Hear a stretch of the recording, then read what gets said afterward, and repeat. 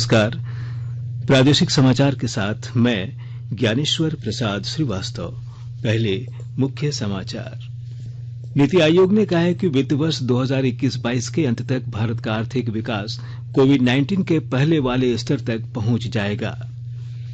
झारखंड सहित पूरा देश आज भारत रत्न डॉक्टर भीमराव अंबेडकर की 64वीं पुण्यतिथि पर उन्हें श्रद्धांजलि दे रहा है।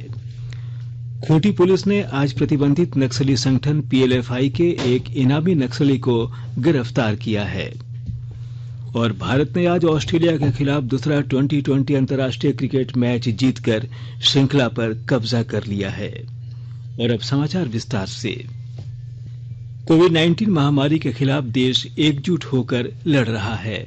आप भी हमारे साथ सुरक्षा और बचाव के 3 आसान एहतियाती उपायों का संकल्प लें।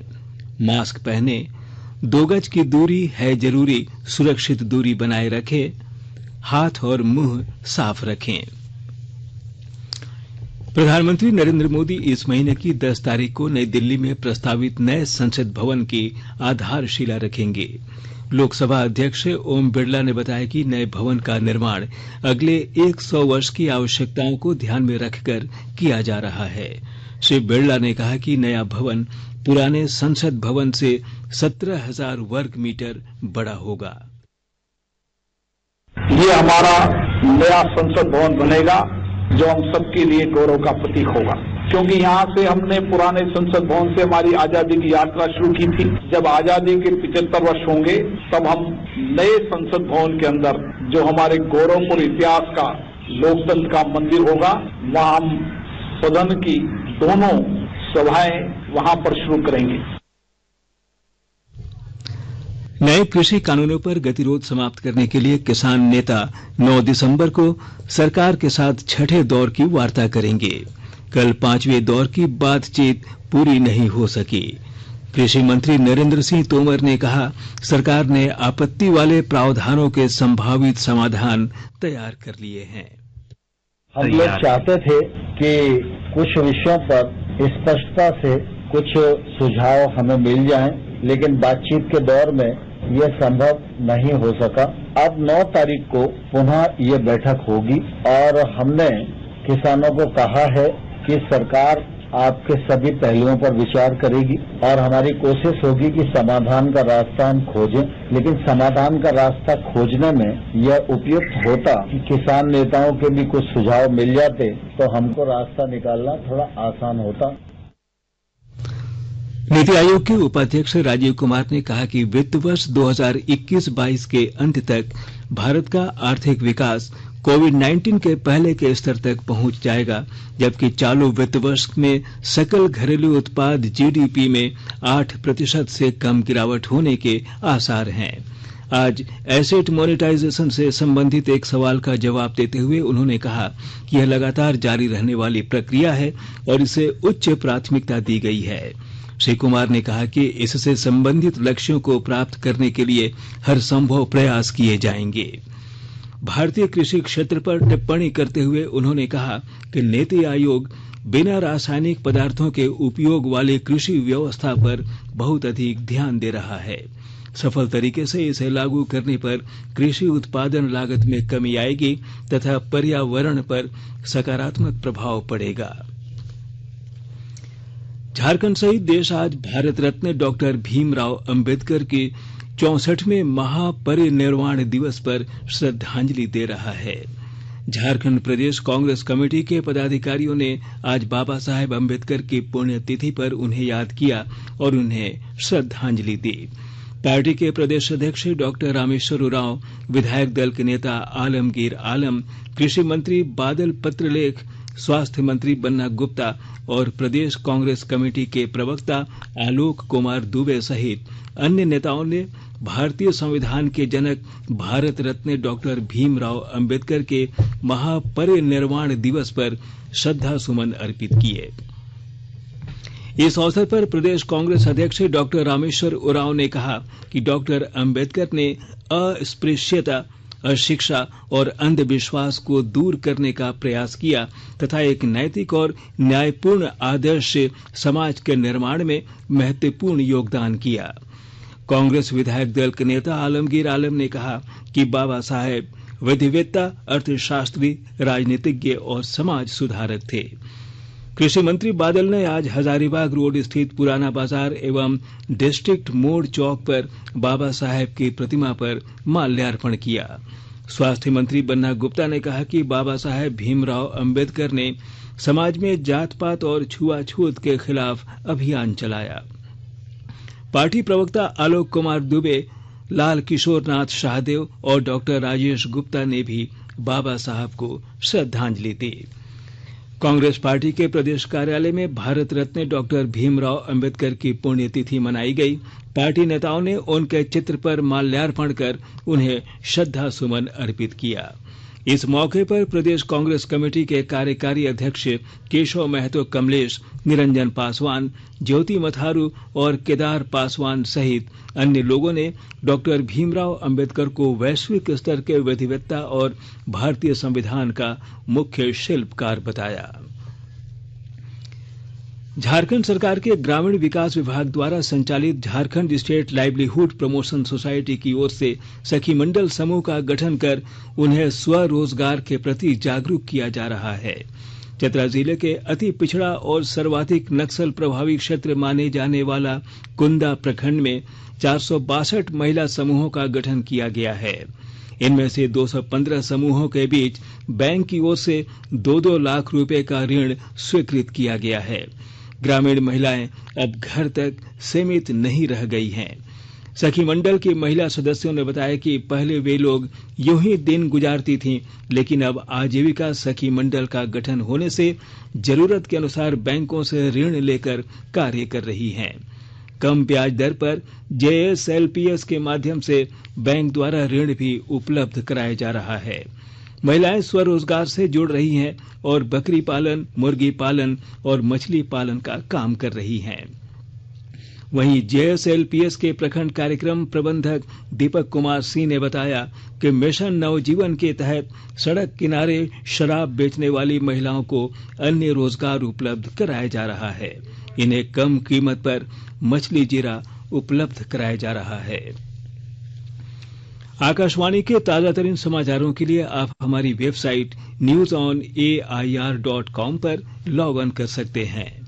ताजा समाचार Twitter handle @AIR news alerts और Facebook page All India Radio news पर भी उपलब्ध है।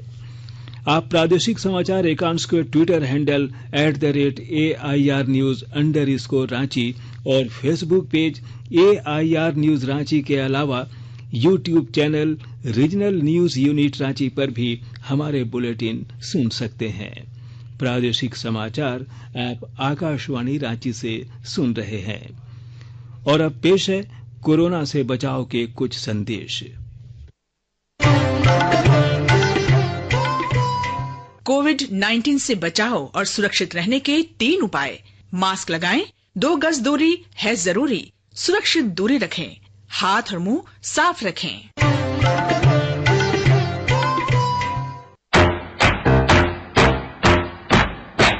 चलो मिलकर एक शुरुआत करें, चलो एक फैसला आज करें, मास्क नहीं तो टोकेंगे, कोरोना को रोकेंगे, चलो एक इरादा करते हैं, चलो कुछ वादा करते हैं, मास्क नहीं तो टोकेंगे, कोरोना को रोकेंगे। भारत सरकार द्वारा जनहित में जारी। प्रादेशिक समाचार में आपका फिर से स्वागत है। प्रतिबंधित नक्सली संगठन PLFI के खिलाफ खूंटी पुलिस को बड़ी सफलता मिली है। खूंटी गुमला के सीमांत से PLFI के एरिया कमांडर लारा टोपनो उर्फ ढुल्लू को हथियार के साथ पुलिस ने गिरफ्तार किया है। लारा पर 1 लाख रुपए का इनाम था। झारखंड पुलिस इनामी नक्सलियों का चेहरा सामने आने के बाद पुलिस को नक्सलियों के ठिकाने की जानकारी मिलने लगी है। खूंटी के अभियान सहायक पुलिस अधीक्षक के नेतृत्व में गठित टीम ने पुलिस उपाधीक्षक तोरपा और CRPF 94 बटालियन के जवानों ने गुमला में PLFI के एक इनामी नक्सली को गिरफ्तार कर लिया, जबकि बाकी नक्सली भागने में सफल रहे। चतरा जिले के गिद्धौर थाना क्षेत्र के रोहमर गांव में भूमि विवाद को लेकर 2 गुटों में हिंसक झड़प हुई। मारपीट की इस घटना में गांव के करीब 3 दर्जन महिलाएं और पुरुष घायल हुए हैं। सभी घायलों का इलाज चतरा सदर अस्पताल में किया जा रहा है। घटना की जानकारी मिलते ही थाना प्रभारी संजय कुमार सिंह दल बल के साथ घटनास्थल पर पहुंचकर मामले को शांत कराया और घटना की छानबीन में जुट गए। पुलिस ने इस मामले में करीब 1 दर्जन लोगों को हिरासत में लिया है। ग्रामीणों के अनुसार रोहमर गांव की 2 एकड़ भूमि को लेकर दोनों गुटों में लंबे अरसे से विवाद चल रहा था। आज सुबह इस भूमि पर मकान बनाने को लेकर विवाद शुरू हुआ और देखते ही देखते रोहमर गांव रण क्षेत्र में तब्दील हो गया। गिरिडीह जिले की बेंगाबाद और गांडेय थाना पुलिस ने अलग अलग स्थानों पर आज छापामारी कर 9 साइबर अपराधियों को गिरफ्तार किया है। गिरिडीह पुलिस ने छापेमारी कर अपराधियों को रंगे हाथ गिरफ्तार किया।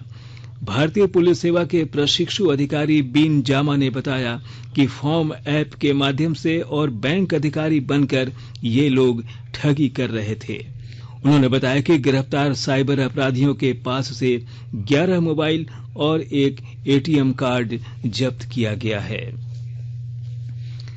आकाशवाणी का समाचार सेवा प्रभाग आज अपने फोन इन कार्यक्रम में हिंदी और अंग्रेजी में कोविड-19 पर विशेष परिचर्चा प्रसारित करेगा। यह कार्यक्रम आज रात 9:30 बजे से FM गोल्ड और अतिरिक्त मीटरों पर सुना जा सकता है। लेडी हार्डिंग मेडिकल कॉलेज में मेडिसिन की प्रोफेसर डॉक्टर अपर्णा अग्रवाल चर्चा में भाग लेंगी। श्रोता हमारे टोल फ्री नंबर 1800-115-767 पर फोन करके विशेषज्ञ से सीधे सवाल पूछ सकते हैं।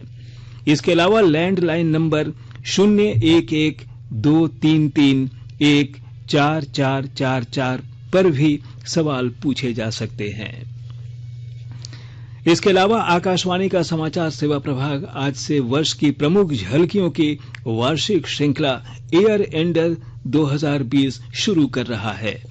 वैश्विक महामारी कोविड-19 इस साल की सबसे बड़ी खबर रही है और प्रधानमंत्री नरेंद्र मोदी के प्रखर नेतृत्व में भारत ने इस महामारी के खिलाफ संघर्ष किया। भारत में प्रति 10 लाख जनसंख्या पर कोविड-19 का संक्रमण और उससे होने वाली मौतें कई विकसित देशों की तुलना में बहुत कम है। वास्तव में भारत सरकारी और संस्थागत स्तर पर इस महामारी के खिलाफ कार्रवाई करने में सबसे आगे रहा है। भारत ने आज ऑस्ट्रेलिया के खिलाफ दूसरा T20 अंतर्राष्ट्रीय क्रिकेट मैच जीतकर श्रृंखला पर कब्जा कर लिया है। आज सिडनी में खेले गए अंतर्राष्ट्रीय T20 क्रिकेट मैच में भारत ने टॉस जीतकर पहले गेंदबाजी करने का निर्णय लिया। पहले खेलते हुए ऑस्ट्रेलिया ने 20 ओवर में 5 विकेट खोकर 194 रन बनाए। जवाबी पारी में भारत ने 19 ओवर और 4 गेंद में 4 विकेट खोकर 195 रन बनाए और 6 विकेट से शानदार जीत दर्ज की। श्रृंखला के पहले मैच में कैनबेरा में भारत ने ऑस्ट्रेलिया को 11 रन से शिकस्त दी थी। और अब अंत में मुख्य समाचार एक बार फिर। नीति आयोग ने कहा है कि वित्त वर्ष 2021-22 के अंत तक भारत की आर्थिक विकास कोविड-19 के पहले वाले स्तर तक पहुंच जाएगा। झारखंड सहित पूरा देश आज भारत रत्न डॉक्टर भीमराव अंबेडकर की 64वीं पुण्यतिथि पर उन्हें श्रद्धांजलि दे रहा है। खूंटी पुलिस ने आज प्रतिबंधित नक्सली संगठन PLFI के एक इनामी नक्सली को गिरफ्तार किया है। और भारत ने आज ऑस्ट्रेलिया के खिलाफ दूसरा T20 अंतर्राष्ट्रीय क्रिकेट मैच जीतकर श्रृंखला पर कब्जा कर लिया है। इसके साथ ही आकाशवाणी रांची से प्रादेशिक समाचार का ये बुलेटिन समाप्त हुआ। नमस्कार। घर में रहिए, सुरक्षित रहिए और सुनते रहिए आकाशवाणी।